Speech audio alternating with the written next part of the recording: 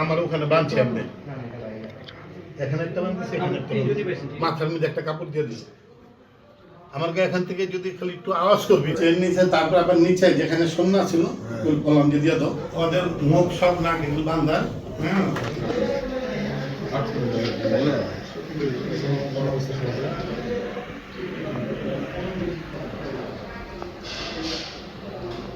আমার বাড়িতে অস্ত্র শস্ত্র সহ ৫-৬ জন মতো একটা ডাকাত দল ঢুকে আমার দোতলা কিচেন রুমে গ্রিল ভেঙে ঢুকে এবং ৩ তলায় আমার বেডরুমে যায় আমাকে পিস্তল ধরে আমাকে হাত পা বেঁধে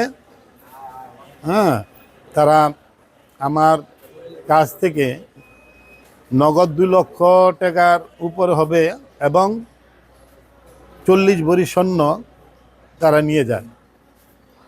এই জন্য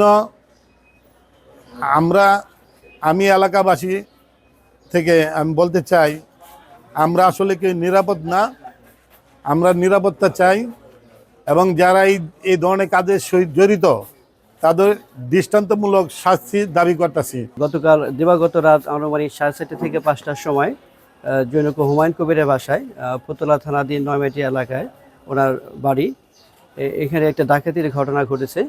তো আমরা ঘটনা শোনার পরপরই আমাদের ফতুল্লা থানা পুলিশ এখানে উপস্থিত হয় এবং আমরা ঘটনার জন্য যেসব ক্লু দরকার সেই ক্লুর আমরা অনুসন্ধান করেছি। বিশেষ করে আমরা সিসিটিভি ফুটেজ বা অন্য কোনো আমরা আইডেন্টিফিকেশন মার্ক পাই কিনা সেগুলো আমরা তদন্ত করে দেখতেছি। তো ঘটনার সত্যতা পেয়েছি, এখানে আনুমানিক 4 থেকে 5 জন বা 5 থেকে 6 জন এখানে ঘটনা ঘটিয়েছে। তারা এখান থেকে 40 ভরি স্বর্ণ এবং আনুমানিক 2 লক্ষ টাকার মতো তারা ডাকাতি করে নিয়ে গেছে।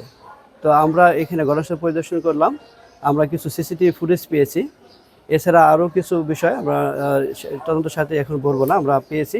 আমরা আশা করি অতি শীঘ্র ঘটনার আমরা উদ্ঘাটন করতে পারবো, যারা ঘটনা ঘটিয়েছে এবং তাদেরকে আইনের আওতায় আনতে পারবো।